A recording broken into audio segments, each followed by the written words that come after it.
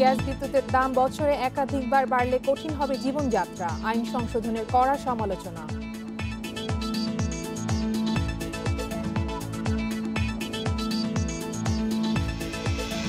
গতি নেই নতুন মোবাইল টাওয়ার স্থাপনে, বাড়ছে না সেবার মান, ব্যবস্থা নেওয়ার হুঁশিয়ারি বিটিআরসি।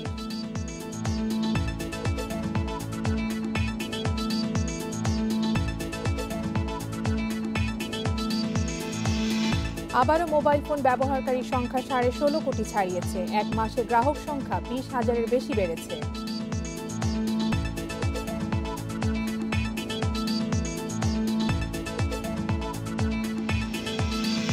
এবং বিভিন্ন দেশ থেকে পণ্য ও সেবা আমদানি বাড়ানোর সিদ্ধান্ত নিয়েছে চীন, বিশ্ব বাণিজ্যের শক্তিশালী অবস্থান নিশ্চিত হচ্ছে বলছেন বিশ্লেষকরা।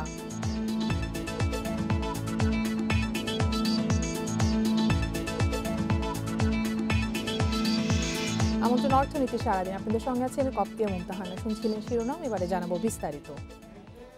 অর্থ বছরে একাধিকবার বিদ্যুৎ ও জ্বালানির দাম বাড়ানোর সুযোগ রেখে আইন পাশ হওয়ায় ক্ষুব্ধ গ্রাহকরা। তারা বলছেন এই আইন কার্যকর হলে জীবনযাত্রার ব্যয় আরও বাড়বে।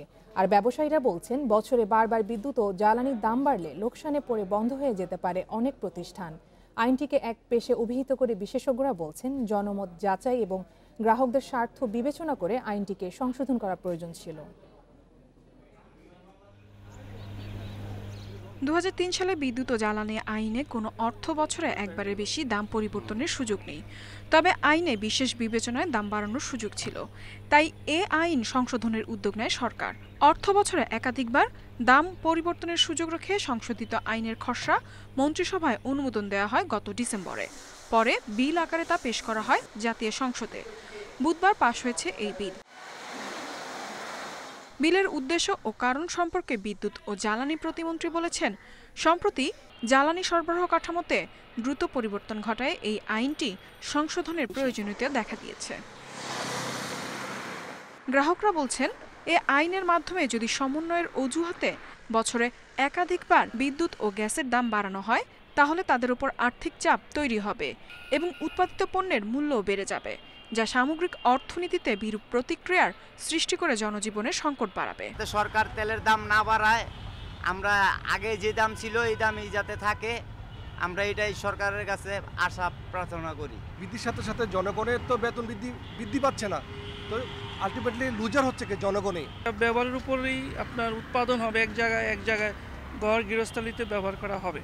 এখন আমার ব্যয় ঠিকই বাড়তেছে, যখন তখন ব্যয় বাড়তেছে, কিন্তু আমার ইনকাম তো ওইভাবে যখন তখন বাড়তেছে না। যদি জ্বালানি এবং বিদ্যুতের দাম বাড়ানো হয়, তাহলে জ্বালানি এবং বিদ্যুতের দাম কমানোর একটা হিয়ারিংস থাকতে হবে, যেটা বাড়কে হতে পারে বছরে একাধিকবার, কোনো অসুবিধা নেই, কারণ আন্তর্জাতিক বাজারে দাম ওঠানামা করে।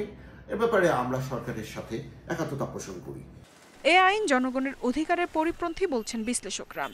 বাংলাদেশ এনার্জি রেগুলেটরি কমিশন গ্রাহকদের মৌলিক অধিকার প্রতিষ্ঠায় ব্যর্থ হয়েছে। বাস্তবতা বুঝে আইন সংশোধন করা প্রয়োজন ছিল। ডিআরসি ভোক্তা অভিযোগ নিষ্পত্তিতে এগিয়ে আসছে না, তারা নিষ্ক্রিয়তা পালন করছে, তাদের মধ্যে ভয়াবহ রকমের নিষ্ক্রিয়তা কাজ করছে। হাইকোর্ট অলরেডি ডাইরেকশন দিয়েছে বা ডিক্লারেশন দিয়েছে তাদের এই নিষ্ক্রিয়তা অবৈধ এবং বেআইনি।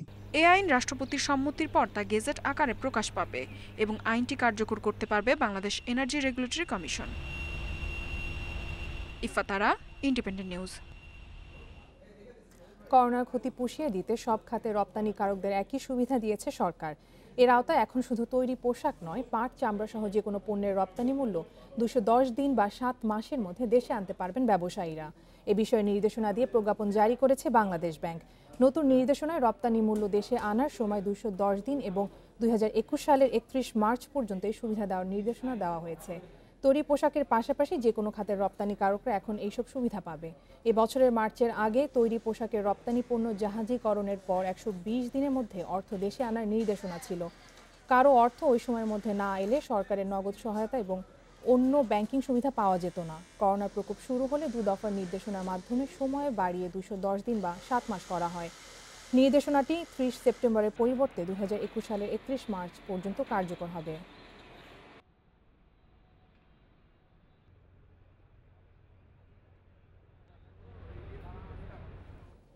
মোবাইল টাওয়ার নির্মাণে 2 বছর আগে 4 প্রতিষ্ঠানকে লাইসেন্স দেওয়া হলেও 2টি কোম্পানি তৈরি করেছে মাত্র 48টি।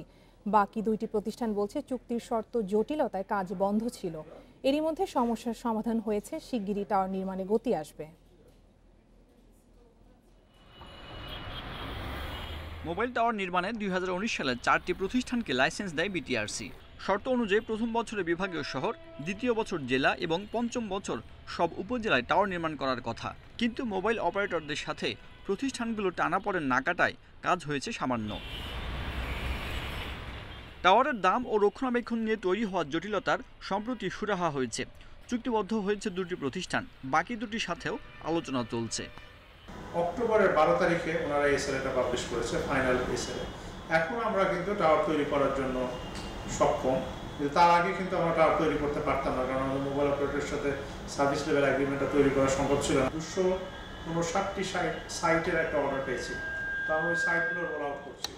আমরা ডিসেম্বরের মধ্যে 150টা সাইট রোল আউট করার প্ল্যান করছি, আর বাকি সাইটগুলো জানুয়ারি ফেব্রুয়ারির মধ্যে শেষ করার প্ল্যান। অপারেটররা জানান, গ্রাহক সংখ্যা বাড়ার সাথে সাথে চাহিদা মতো টাওয়ার স্থাপন হলে সেবার মান ঠিক রাখা সম্ভব হবে। এটি আমাদের জন্য একটি বিশেষ মাইলফলক, কারণ এর মাধ্যমে আমরা আশা করছি আরও অনেক বেশি সংখ্যক গ্রাহক আমাদের এই শক্তিশালী 4G নেটওয়ার্কের আওতাতে আসতে পারবেন। বিটিআরসি চেয়ারম্যান জানান, 2 পক্ষের শর্ত পূরণ হয়েছে। এখন নিয়ম মেনে টাওয়ার নির্মাণ না করলে আইন অনুযায়ী ব্যবস্থা নেওয়া হবে। টাওয়ার ব্যাপারে 2 বছর যাবতীয় আমরা দাবা করতেছিলাম, 4টে কোম্পানিকে টাওয়ার দেওয়া হয়েছে। এখন আমরা খুবই শক্ত হয়ে গেছি এবং আমরা আলটিমেটাম দিয়ে দিছি। আইন লঙ্ঘন হলে বিটিআরসি কি পারে, তার লাইসেন্স বাতিল করতে পারে অথবা 200 কোটি পর্যন্ত টাকা জরিমানা করতে পারে। বর্তমানে বাড়ির ছাদ সহ বিভিন্ন জায়গায় 35,000-এর বেশি টাওয়ারের মাধ্যমে 16.5 কোটির বেশি গ্রাহককে সেবা দিচ্ছে 4 mobile operator. Sajjad Hossain, independent News, Dhaka. দেশে মোবাইল ফোন গ্রাহকের সংখ্যা আবারও 16 কোটি ছাড়িয়েছে। নিয়ন্ত্রক সংস্থা বিটিআরসি সবশেষ তথ্য অনুযায়ী অক্টোবরে দেশের 4 অপারেটরের গ্রাহক ছাড়িয়েছে 16 কোটি 80 হাজার। তথ্য অনুযায়ী 1 মাসের ব্যবধানে গ্রাহক সংখ্যা 20,000-এর বেশি বেড়েছে। সবচেয়ে বেশি গ্রামীণ ফোনের গ্রাহক। সর্বোচ্চ অবস্থানে থাকা কোম্পানিটির গেল মাসের গ্রাহক ছিল 7 কোটি 81 লাখ। দ্বিতীয় অবস্থানে রবি আজিয়াটার গ্রাহক 5 কোটি। এছাড়াও বাংলালিংকের গ্রাহক 3 কোটি 49 লাখ এবং টেলিটকের মাত্র 46 লাখ 18 হাজার। চলতি বছরের মার্চ থেকে মে মাস পর্যন্ত মোবাইলের ব্যবহার কমেছিল। সে সময় লাখ লাখ মোবাইল ব্যবহারকারী নিষ্ক্রিয় হয়েছে। তবে করোনা পরিস্থিতি ভালো এবং জীবনযাপন স্বাভাবিক হলে আবারও বাড়তে শুরু করে মোবাইলের গ্রাহক সংখ্যা।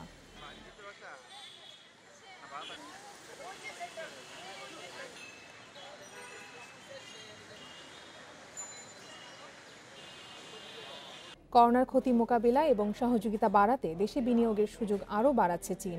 পাশাপাশি বাণিজ্যিক অংশীদার নানা দেশের কাছ থেকে উচ্চমানের পণ্য ও সেবা আমদানি বাড়ানোর সিদ্ধান্ত নিয়েছে দেশটি। বৃহস্পতিবার এপেক ফোরামের অনলাইন বৈঠকে এই ঘোষণা দেন চীনের প্রেসিডেন্ট শি জিনপিং। এই উদ্যোগের ফলে আরসিইপি জোট গঠনের পর বিশ্ব বাণিজ্যে আবারও চীনের শক্তিশালী অবস্থান নিশ্চিত হচ্ছে বলছেন বিশ্লেষকরা। চলতি সপ্তাহে চীনের নেতৃত্বে জাপান, কোরিয়া, অস্ট্রেলিয়া সহ 15 দেশ নিয়ে গঠিত হয় বিশ্বের সবচেয়ে বড় মুক্ত বাণিজ্য জোট RCEP. Regional comprehensive economic partnership নামের এই জোটের আকার বিশ্বের মোট জিডিপির 29 ভাগ, যা ইউরোপীয় ইউনিয়ন বা যুক্তরাষ্ট্র, কানাডা, মেক্সিকোর মুক্ত বাণিজ্য চুক্তির চেয়েও বড়। টেলিযোগাযোগ, মেধাস্বত্ব, ব্যাংক, বিমার মতো আর্থিক সেবা, ই কমার্স ও পেশাদারি সেবার মতো বিষয়গুলো আছে এ চুক্তিতে। আর এই জোটের সবচেয়ে বড় আকর্ষণ চীনের বাজারে শুল্কমুক্ত সুবিধা। জোট গঠনের পর বিশ্ব বাণিজ্যে নিজেদের অবস্থান আরও দৃঢ় করতে আবারও সক্রিয় চীন। নিজ দেশে বিনিয়োগের পরিমাণ আরও বাড়ানোর পরিকল্পনা নিচ্ছে বিশ্বের দ্বিতীয় বৃহত্তম অর্থনীতির এ দেশ। সেই সঙ্গে অন্য দেশ থেকে পণ্য ও সেবা আমদানি বাড়ানোরও ঘোষণা দিয়েছে চীন। বৃহস্পতিবার এপেক ফোরামের এক অনলাইন বৈঠকে প্রেসিডেন্ট শি জিনপিং জানান, সহযোগিতা বাড়াতে আরও নানা দেশের সঙ্গে মুক্ত বাণিজ্য চুক্তি করা হবে।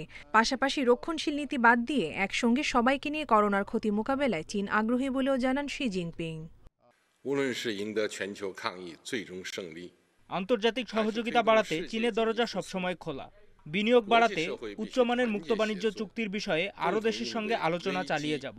এক্ষেত্রে দ্বিপাক্ষিক ও বহুপাক্ষিক এবং আঞ্চলিক ব্যবস্থা সহ সব ধরনের চুক্তিতেই সক্রিয়ভাবে অংশ নিতে আগ্রহী চীন। চীনের সঙ্গে যুক্তরাষ্ট্র, অস্ট্রেলিয়া সহ আরও কয়েকটি দেশের বাণিজ্য বিরোধ এখনও চলমান। তবে সংকট কাটিয়ে বিনিয়োগ ও বাণিজ্যিক সম্পর্ক উন্নয়ন করতে চায় দেশটি। এছাড়াও 2025 সালের মধ্যে তাদের লক্ষ্য উচ্চ আয়ের দেশে পরিণত হওয়া। এদিকে চলতি বছর দক্ষিণ পূর্ব এশিয়ার মধ্যে করোনার ক্ষতি কাটিয়ে একমাত্র ইতিবাচক প্রবৃদ্ধি অর্জন করতে যাচ্ছে Vietnam.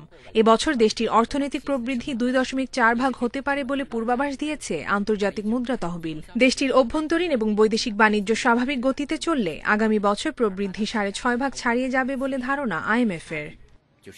কপ্তিয়া Mumtahana, independent news. Corona মহামারীর কারণে বিশ্বের ব্যয়বহুল শহরের তালিকায় এসেছে পরিবর্তন। বর্তমানে বিশ্বের সবচেয়ে ব্যয়বহুল শহর হচ্ছে হংকং, এরপর আছে ফ্রান্সের রাজধানী প্যারিস এবং তৃতীয় সুইজারল্যান্ডের শহর জুরিক। দ্য ইকোনমিস্ট ইন্টেলিজেন্স ইউনিটের এক জরিপে উঠে এসেছে এ তথ্য। বিশ্বের 130 শহরের খাবার, পানি, পোশাক, বাসা ভাড়া সহ 138টি পণ্য ও সেবার খরচের উপর ভিত্তি করে নির্ধারণ করা হয়েছে এই তালিকা। জরিপ অনুযায়ী গতবার প্যারিস ও জুরিক যৌথভাবে পঞ্চম হলো। এবছর করোনার কারণে মার্কিন ডলারের বিপরীতে ইউরো ও সুইস ফ্রার মান বেড়ে যাওয়ায় তালিকায় এগিয়ে এসেছে তারা। তবে পতন ঘটেছে এশিয়ার 2 শহর সিঙ্গাপুর ও ওসাকার। এবছর সিঙ্গাপুর নেমেছে তালিকার 4র্থ স্থানে ও 5ম স্থানে জাপানের শহর ওসাকা। গতবারের তুলনায় তালিকায় এক ধাপ করে নিচে নেমেছে যুক্তরাষ্ট্রের 3 শহর নিউ ইয়র্ক, কোপেনহেগেন ও লস অ্যাঞ্জেলেস। তবে করোনা মহামারীর আঘাত আর যুদ্ধ বিধ্বস্ত হওয়ার পরও বিশ্বের সবচেয়ে কম খরচের শহর নির্বাচিত হয়েছে সিরিয়ার রাজধানী দামেস্ক।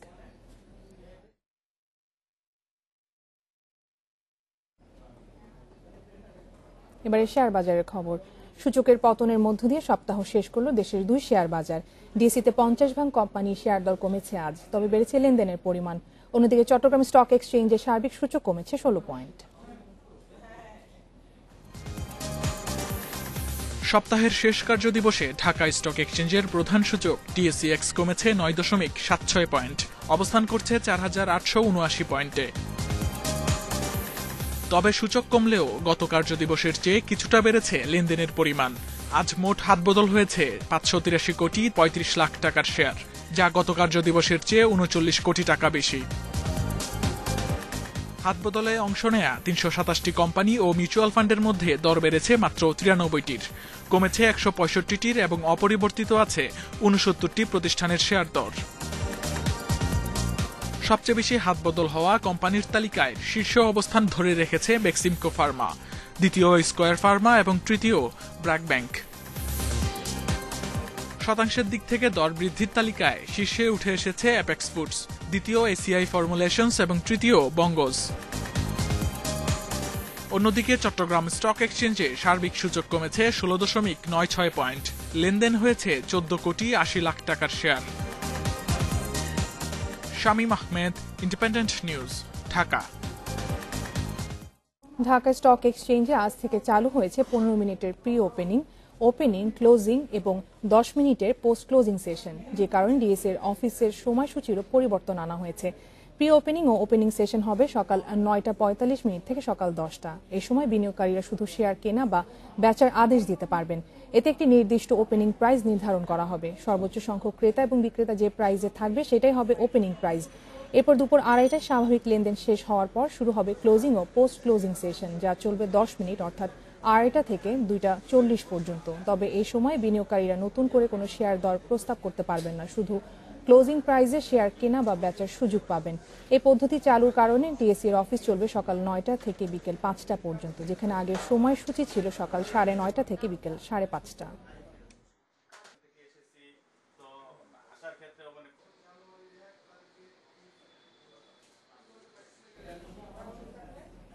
নিয়ন্ত্রক সংস্থার কাছ থেকে প্রাথমিক গণপ্রস্তাব বা আইপিওর আবেদনের অনুমতি পেয়েছে এনআরবি কমার্শিয়াল ব্যাংক।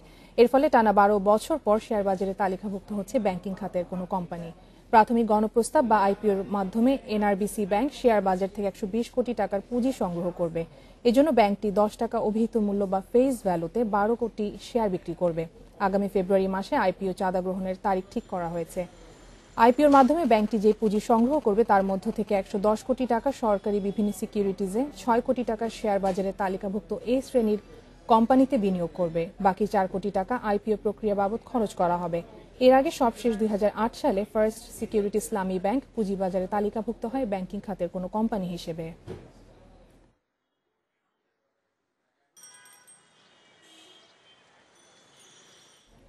এই ছিল আজকের অর্থনীতি সারাদিনে। ইন্ডিপেন্ডেন্ট টেলিভিশনের সব খবর আরও জানতে চোখ রাখুন ফেসবুক, ইউটিউব এবং টুইটারে।